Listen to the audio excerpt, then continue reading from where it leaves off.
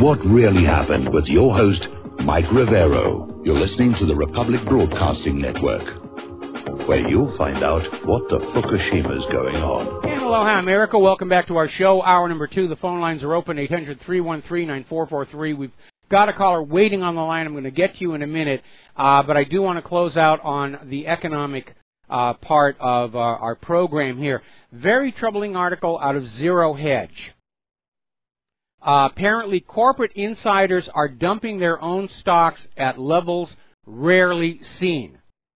And we have seen this before in history, where the insiders know something is about to happen and they will liquidate and they will get out. Because that's what always happens. When there's a correction, when there's a crash, the insiders get out first and they drop the losses on everybody else around them. I guess they consider it a survival skill. I remember many years ago I worked on a movie called The Day the Bubble Burst, which was based on a book of the same name by a gentleman named William Hupt, who'd been a trader on the floor when the crash of 29 happened. And he actually brought in that last little piece of ticker tape with the day's losses, and he'd had it framed and everything. And he was just telling me all these stories about people who just had a gut hunch it wasn't going to hold together, and they were all bailing. All right, let's take a phone call. Brendan in San Francisco, aloha. Welcome to the show. What's on your mind? Hey, Mike, speaking of the economy, gold is down to $12.38 right now. It hasn't been there in a while. I've been keeping an eye on it. The reason I called in today was I caught Mike Cernovich this morning, and he was dropping some pretty explosive, how shall we say, news breaks, I guess. He's saying that McMaster's is out. The Trump administration, that he's crossed the line with Trump. Apparently he brought in a buddy of his and gave him his own office without Trump's knowledge. And everything that Cernovich has been saying has been coming true. He's got his someone on the inside. So what he's suggesting is they're going to promote McMaster's to a 4-star general, which is, I guess, very coveted. Yes. But I thought that was interesting. I wanted to share that because I think Cernovich has got he's on the pulse of something over there in the White House. He's breaking a lot of stuff lately. Well, let me just say that it sounds strange if McMaster's is out, why give him a promotion? I mean, he could just simply be reassigned. And I know at that level in the government, nobody wants to say that you're fired, but it has happened. Usually, right, the way they go through is Trump would say, I would like you to resign. And McMaster says, yes, I'll resign. And maybe that was the quid pro quo, that he gets to be a 4-star. But that's still, unless McMaster's actually retires at the same time, then that gives him a lot of power and authority within the military establishment, which already seems to be going a little rogue as it is. Right. He actually addressed that, and they were trying to put a positive spin on it. And he actually is going to land on his feet with a position on some committee or something. I'm not that well versed in that part of the government, but I just wanted to emphasize again that Cernovich he was on fire today. I mean, he had so many things to go over. I won't take up time on the show today with it, but I encourage people to look at him today. He was on InfoWars. He's actually he's being added to their staff. He's going to have a 1-hour spot per week. But one of the best things I saw was he went to the White House press briefing. He's got press credential for White House, and he chastised the White House reporters for not covering any of this Antifa violence against Trump supporters. And he even asked Spicer, as he was walking out of the room, and everyone kind of, jeered at Cernovich. But there's a great video. I encourage you to go find it. And he lets them have it. And they're barking back at him. There's videos. But very good stuff. I'm glad to see he's on the inside of the White House now. And they actually complained about him to the White House that he was in there causing trouble, and they reviewed it, and they said, no, he was acting totally professional, courteous. He just simply asked a question of the media, and they chose not to respond. Yeah, I'm certainly going to take a closer look at him, but again, there are too many missing pieces on this McMaster's story, and so I'm going to have to go digging after that a little bit.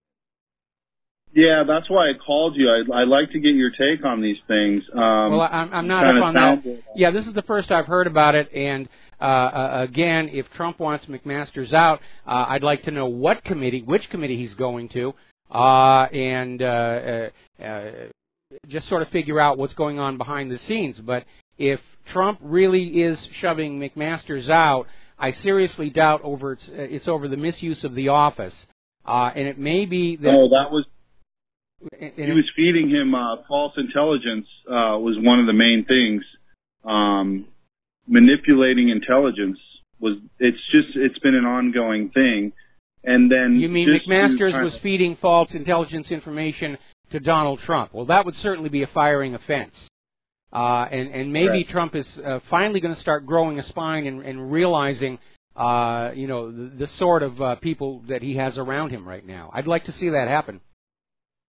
Yeah, I mean, when you were referencing Hillary today, it just came back to me like, why the heck is she still allowed to walk around? She's a clear and present danger to this republic. She should be locked up, and that's the one thing. I mean, I'm kind of all about the tar and feather now. We need to find these people and tar and feather them. Mm-hmm. I was at the movies yesterday, and they were promoting Al Gore's latest disinformation, global warming, and I'm going to the movies to kind of decompress and forget about this stuff, and here's Gore in my face. So I just started yelling at the screen. Keep in mind the theater's three-quarter full. I go, this man is a liar. He's a known liar. And all these women started rustling, and they were upset because they were also showing Trump. And I said, he's showing the coastal regions flooding. I go, why did he just buy a home on the coast? Why doesn't he have solar power on his mansions? And so I got the theater kind of in a little bit of a huff. And then I waited out in the lobby after the theater in case anyone wanted to come up and discuss what I had said. Mm-hmm. And an old gentleman he was very upset. And he's like, I can't believe the theater is showing that propaganda. So it kind of got a little bit of a debate going within the theater, which was kind of nice. But I mean, I couldn't sit there and through that, propaganda movie he's promoting. Well, what's amazing, they tried to launch Inconvenient Sequel with all these claims by NASA and NOAA that it's the hottest year on record, blah, blah, blah, blah. And yet we've just had a very late spring snowstorm, which has caused tremendous damage to the early spring crops. And we're all going to be feeling that pain at the supermarket. Yeah, I'm telling you, people are brainwashed, and if we can reach them with facts, and I think Al Gore is a good target because he is buying mansions on coastal plains, and he bought one. He bought one in Southern California, but it is beachfront, and we know the whole thing is a hoax. It's a scam. We live in a world that is of the scammers, by the scammers, and for the scammers. And then when we stand up and say we're tired of being scammed, they start throwing things at us.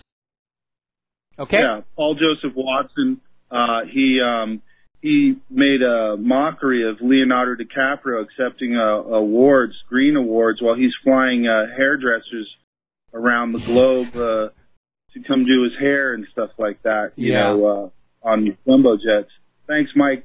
All right, thanks an awful lot. We're going to let you go, and the phone lines are open again. We're going to do a quick little shout-out to our on-air affiliates who are just now rejoining the network.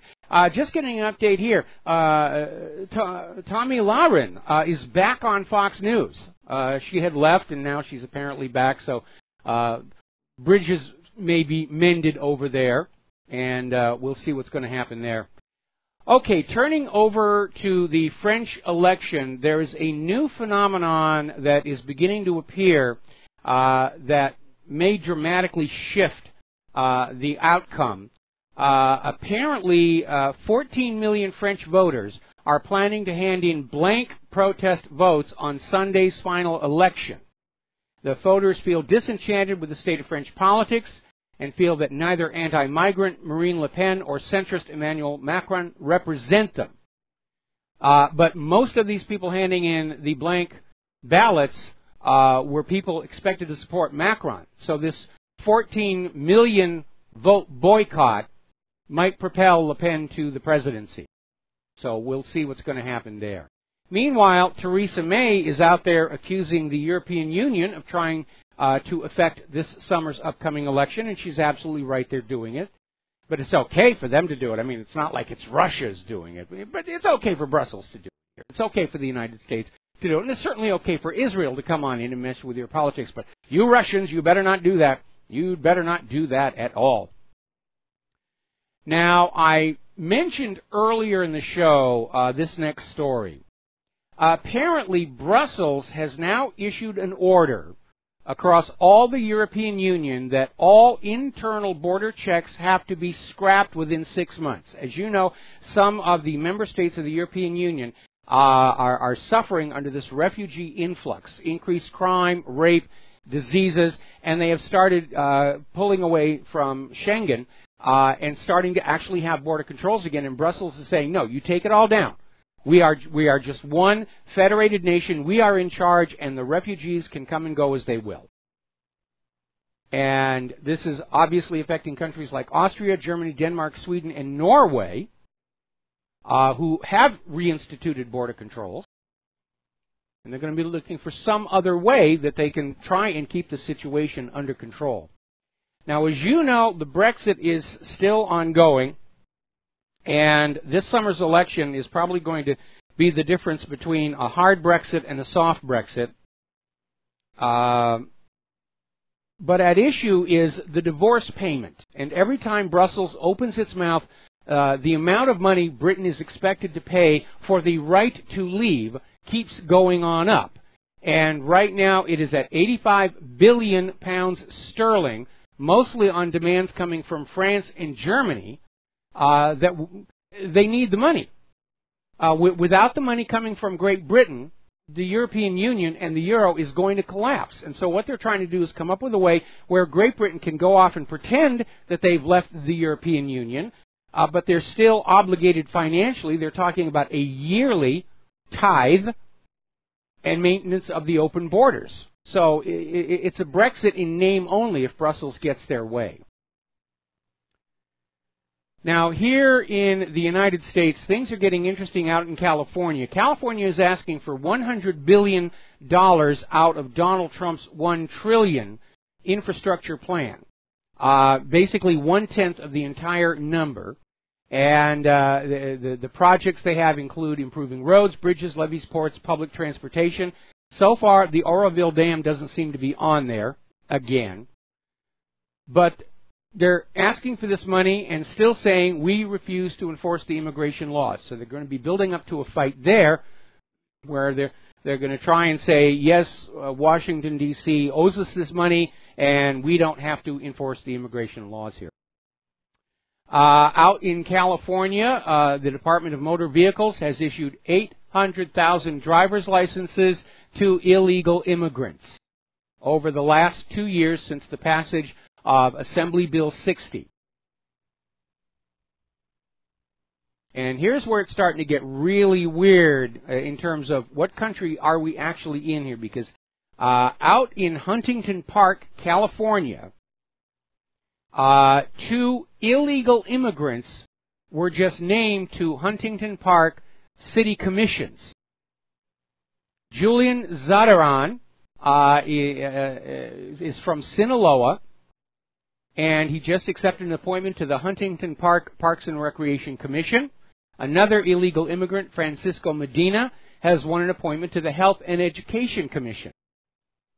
Needless to say, there are a lot of very angry people, including legal citizens, who wanted those appointments. And we may see protests going on over there as well. The mayor of Los Angeles, Eric Garcetti, is expanding protections for immigrants who are in the country illegally. emphasizing the city of Los Angeles' refusal to help enforce the Trump administration's immigration crackdown. Now, he made a very interesting comment. He said, immigrants are the engine of the Los Angeles economy, with 2 out of 3 residents foreign-born or children of immigrants. In other words, Los Angeles has been taken over by the illegal immigrants. Everybody else moved out, the way Claire and I did some years ago. So that poses a problem, because if the illegal immigrants are removed, you're going to have a pretty much empty city and no tax base with which to repair the infrastructure under Los Angeles, which is in serious, serious shape. There are huge cracks in the water mains under Los Angeles, dumping tons of usable water into the soil underneath. And of course, that makes that soil much more easy to disrupt in the event of an earthquake. It really is a mess. Another story coming out of California. This is in the Desert Sun. And they're talking about California cases of alleged voting by illegal immigrants opened in 2016, 0. And the article is out there trying to say it was never a problem. We have 0 cases opened about illegal immigrants voting. But what they're actually saying is, they're not saying they didn't find any cases of illegals voting. They're saying they didn't even look. They didn't even look. Now, one of the reasons the illegal immigrants are being shown such latitude, given so many good things, there's money to be made off of them. There's a company, GEO Group, and it is a private prison company with contracts with governments around the world. And this company is getting rich off of Donald Trump's immigration crackdown. Down in Texas, this same company actually wrote the Texas bill extending how long immigrant children can be detained. So they're grabbing them, locking them up, not sending them back home, just holding them in these private prisons, and the private prison companies making buku bucks off of that. Now, the immigration group, ALAPAC, has withdrawn its endorsement of President Trump as of yesterday, basically over this issue of the border wall. Is it going to get built or not? And, of course, this emergency spending bill had money for things like Planned Parenthood, but no money for the border wall. Ann Coulter has an article out there saying, Swamp 47, Trump 0.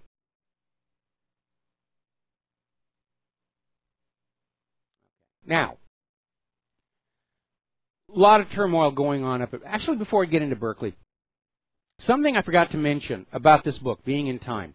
Gilad Atzmon devotes a lot of time analyzing the phenomenon of political correctness and showing that it actually has a very long history of being handmaiden to tyranny and dictatorship. And that's another reason you should get the book. But meanwhile, up in Berkeley, where the liberals are out there saying that we support free speech as long as you agree with us, the Berkeley School District is claiming the organizers of all these riots are literally brainwashing the students. And most Americans are now very aware of organizations like Antifa. And Antifa frequently turns peaceful events into total mayhem. They are funded by George Soros. In fact, Antifa actually made a video saying that George Soros owes them back pay. Soros is still trying to kick up chaos and turmoil in the United States of America, and I am not sure why he wants to do that at this point.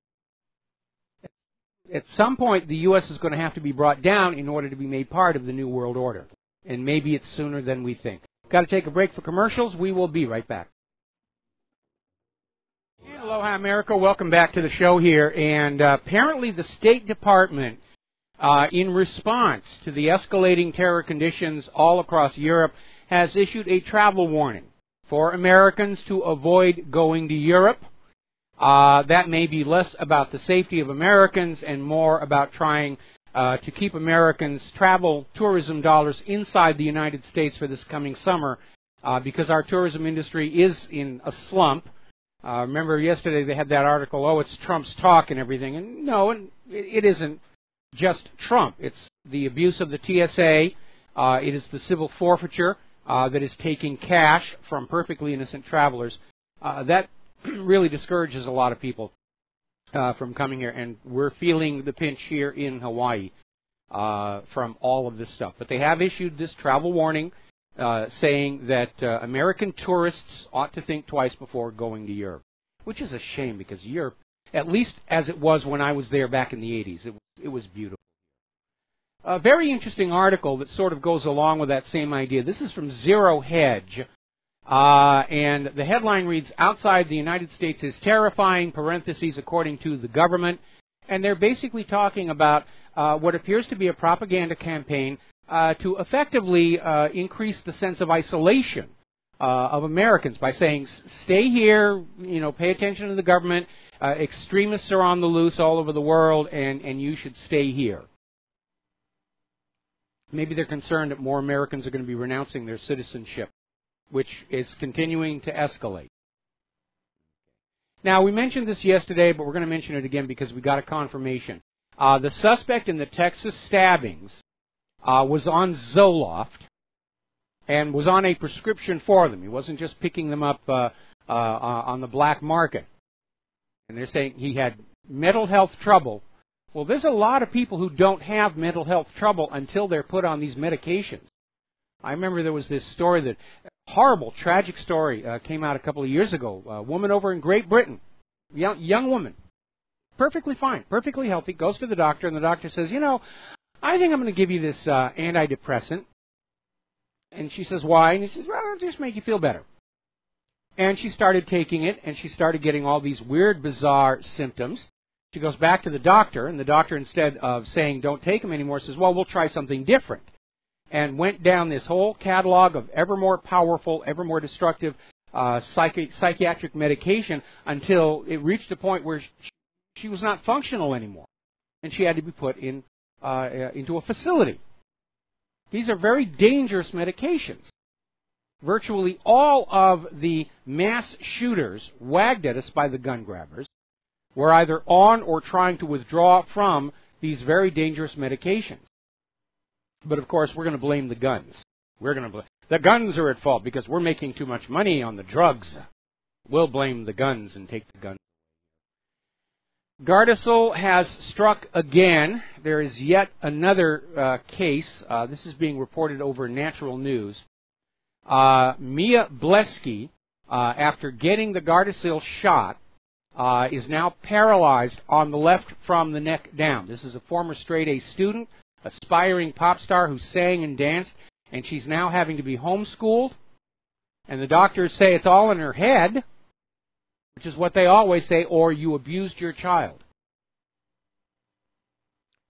Now, over at Harvard, there's an immunologist, Tatiana Obukant, and basically is out there saying that contrary to the propaganda that you get on the news, unvaccinated children are not a problem. It is the vaccinated children who are sloughing off the infectious agent through their skin that are triggering these outbreaks. And we keep seeing these reports about an outbreak here, and then you find out the kids who came down sick had the vaccine for that illness.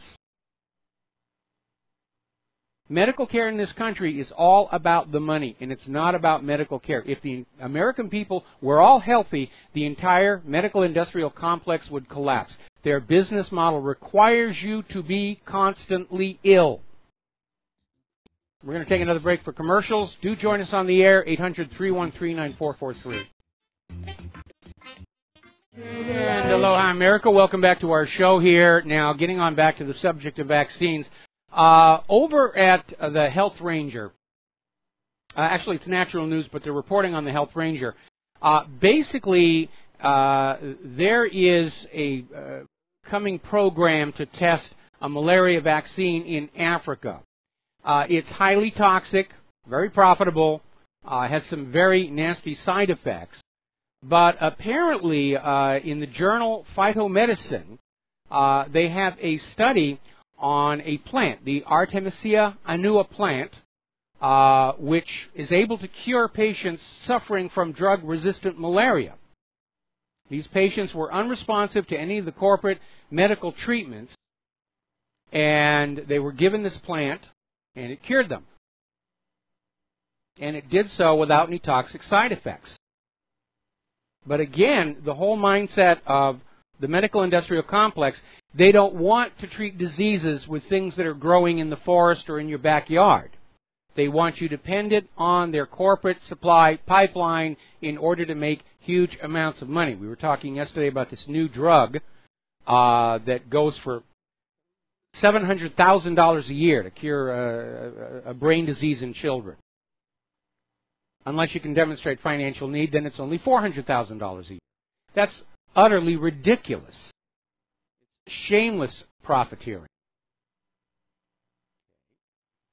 And again, a lot of those pharmaceutical medications you get at your local drugstore are actually derived from plant sources to begin with. And the plant sources are often just as effective and have fewer side effects.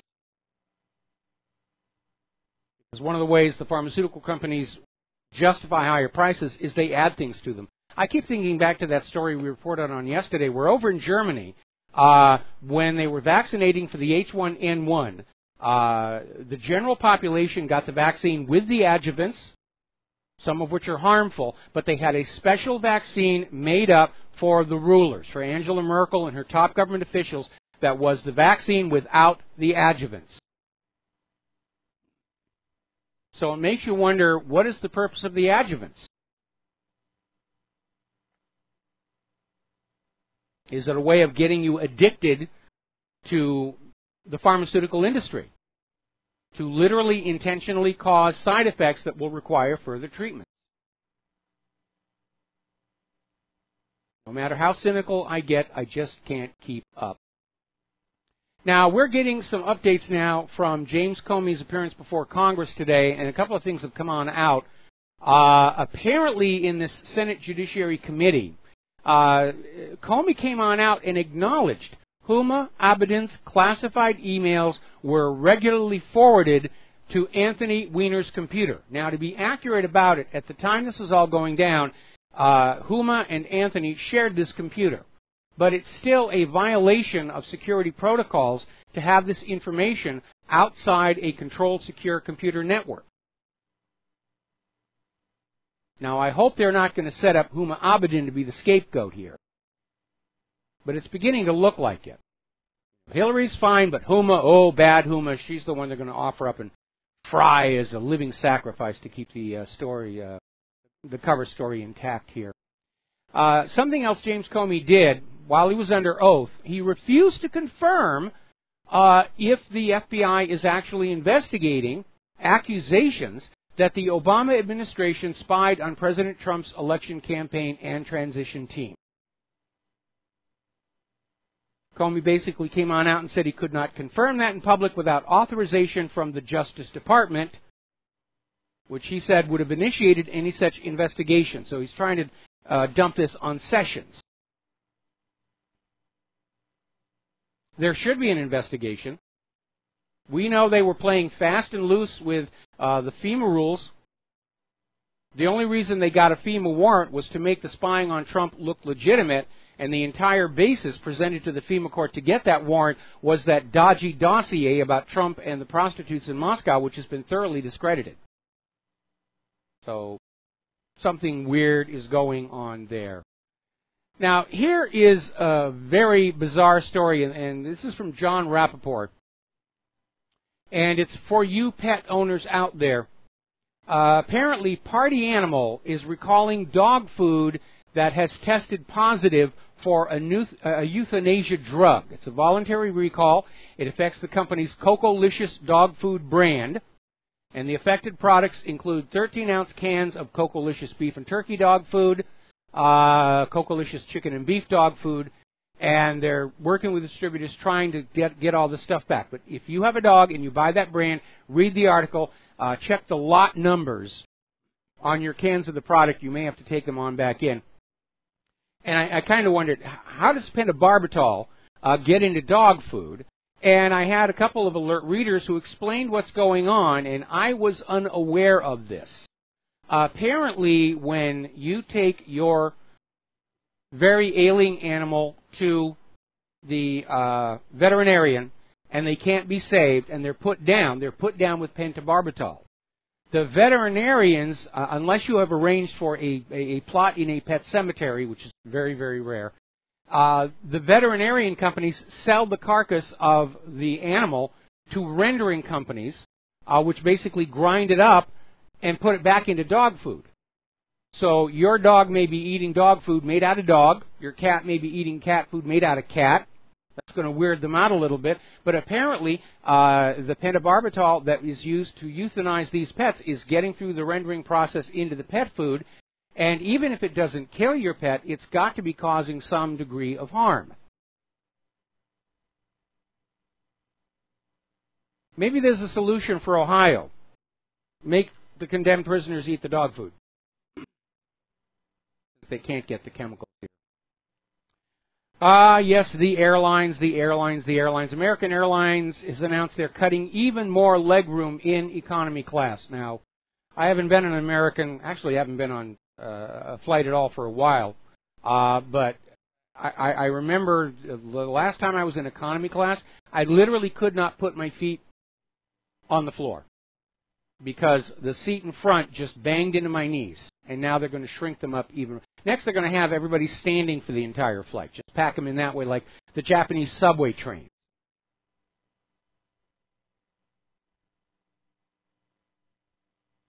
All right, let's talk about human-caused global warming. There's a video that is up on whatreallyhappened.com. As you know, there was this horrendous late spring snowstorm all over the eastern part of the country. We've been talking about it for the last few days and wagging our finger at Al Gore. But as it turns out, there's a downside. It has caused huge losses to spring crops. And apparently at least 32% of U.S. winter wheat was lost in the first week of this month. And there are other agricultural losses mounting in the other areas where snow and cold temperatures were coming down, hitting avocados, lemon, fruit losses across Europe, vineyards up to 50% loss. This is the beginning of the mini ice age, the Maunder minimum. Boy, remember back in 2000 when they were saying snowfalls are now a thing of the past because of human-caused global warming.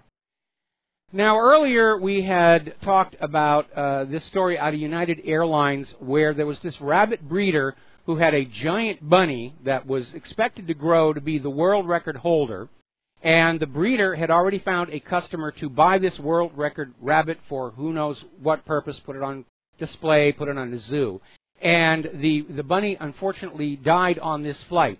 It has now come on out that the prize animal was still alive and in good shape when taken off the plane coming from London's Heathrow Airport to Chicago's O'Hare Airport, but was apparently stored in an unheated part of the luggage storage area for 16 hours where it froze to death in the unseasonably cold weather. Now, United Airlines has paid a 5-figure compensation to the breeder. They won't say exactly how much, and part of the deal is the breeder is not going to talk about it. So they're trying to make that one go away. But there's another example. We are not seeing a warming world, regardless of what NASA, NOAA, and Al Gore are telling you. So let's talk about computers. I haven't gone out to look at Spectrum recently. Like I said at the top of the show, it's a bit better here. It's not as molasses as it was yesterday, but we're still only getting 10% of the bandwidth we're supposed to be paying for. And that, of course, has led to a lawsuit by New York State against Spectrum, Charter Communications. And I think there ought to be more of them. And all it took in New York was enough people on Spectrum measuring their internet speed. There are all kinds of free tests all over. Vonage has one, Verizon has one, AT&T has one. And you will actually get your real download and upload speeds. And no, they're not going to be all the way to the top of what you're paying because of overhead in the computers, especially if you're using a router. In fact, to get an accurate speed test, you need to go directly to the cable modem. But if you're paying for 300 megabits per second and you're getting 30, that is a serious, serious problem. And people need to start complaining and start getting these lawsuits going. We have, as a nation, become entirely too complacent with poor quality, poor service, skyrocketing prices. And there's one area where we can stand up, try and make a difference, and that is holding the corporate culture to account, saying if we give you our money for something, you better deliver the product that you promise.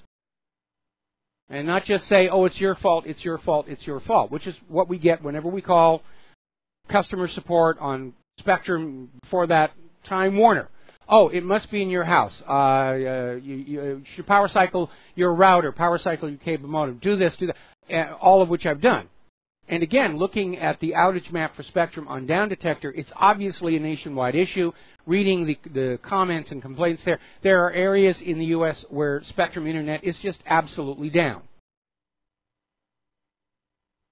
And tech support is out there trying to convince you it's at your end and it's not their problem. And if you really insist it's their problem, they'll send you a technician 2 to 3 weeks in the future. They're avoiding responsibility for what they're doing. And as we also reported yesterday, officially Spectrum says they do not throttle internet speeds. And yet a document from their own website under network management says that yes, to deal with congestion, they enforce speed limits. Their whole rationale for saying we're not throttling you is we're not using that word. But that's exactly what they're doing. If you're not getting what you pay for, whether it's computers or cable TV or anything that you buy, you have a right and an obligation to stand up and say this needs to be dealt with. If your supermarket has spoiled food on the shelf, you need to make a stink about it. That's one way we can start pushing back on this corporatocracy. One of the biggest mistakes for the American people that was made by the U.S. government was starting to offer product liability indemnification. And two very obvious examples are computers and vaccines. Now, way back at the very beginning of the home computer revolution, when it was the Apple II and the Commodore VIC-20, which I still have a working one up here, it made sense to protect these young fledgling companies from disasters, like the one that hit the company that I was associated with, put out a virus on the Challenger flight simulator disk. But computers and software are not a fledgling, fragile industry anymore. They're multi-billion-dollar behemoths, and product liability should be allowed back in again. The way it is set up right now is really very simple. If you own a business and you buy a delivery van, and because of a design defect, that van crashes and you suffer financial harm, you are allowed to sue the manufacturer of the van for your financial losses.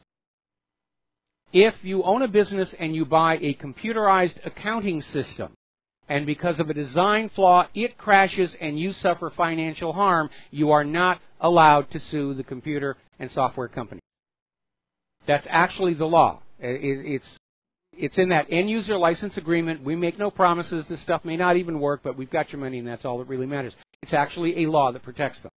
Now, the other one is the vaccine industry, because in the Homeland Security Act that created the Department of Homeland Security, there was actually a rider on that bill that indemnified vaccine manufacturers from civil litigation for mistakes they make with their products. The rationale was that in the event of a biological weapons attack, the vaccine makers had to be protected if they had to fast-track vaccines through and somebody goofed.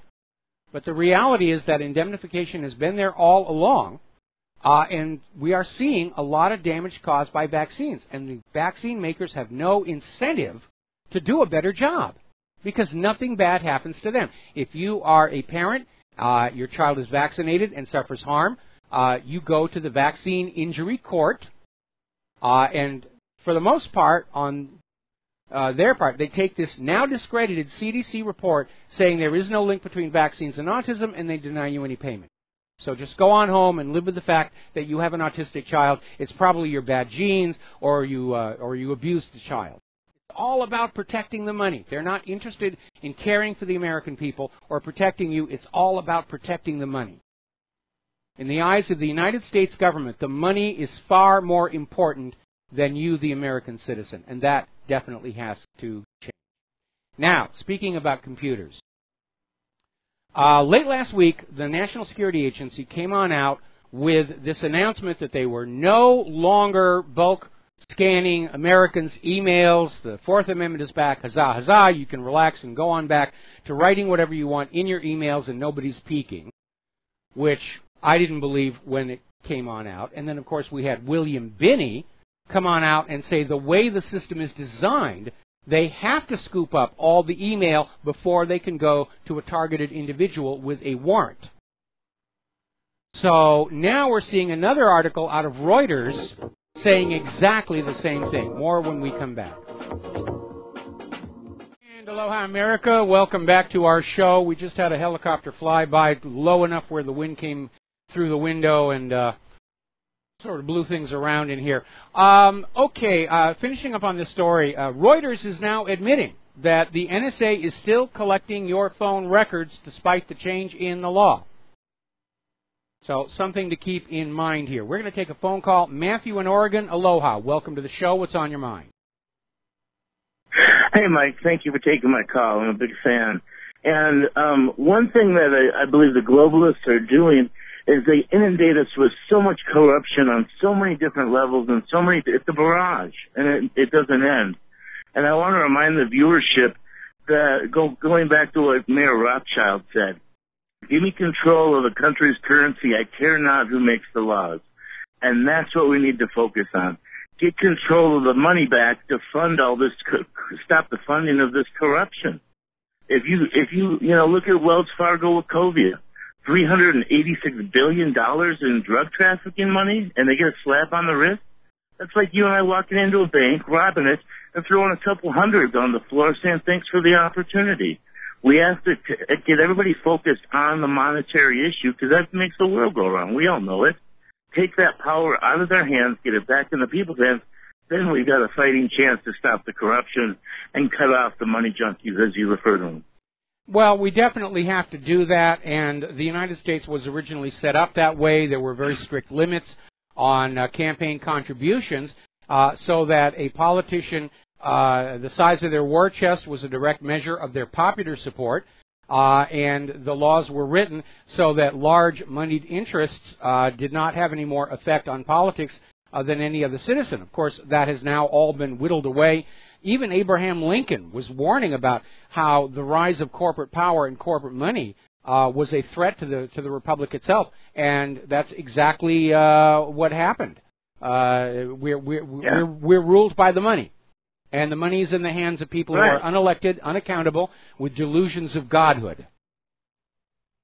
Well, and it was, I think, about 20 years ago that we had that critical tipping point where more than half of the country's citizens either worked for the government, had a contract for the government, or were on welfare. And those people are never going to vote money out of their own pockets. That's just a simple reality. Yeah. Was it Jefferson that said give this type of government about 200 years and then it'll collapse because people learn how to vote money into their own pockets? Well, that's absolutely correct. Actually, what Jefferson said was he only expected the government he designed to last 200 years, and then the corruption would accumulate to the point where the American people would revolt. And that was the statement. But yeah, when the money becomes we're about 20 years late on that, but that's okay. Actually, it was only 100 years that Jefferson said. But yeah, once you have large amounts of wealth accumulating, it will always vote more money into its own pocket. And it isn't that they have any more votes than we do. It is that they now have open access to our politicians. The Capitol building is a giant one-stop shopping mall for all the corrupting influences in the country. There's a big for sale sign there. Yeah. Yeah. Washington, D.C. has a big for sale sign right on the front lawn. All right. You got enough money, you can get whatever and whoever you want. The one other thing I was hoping to add. I'm going to have you hold. Just stay on the line. We'll come right back to after station identification.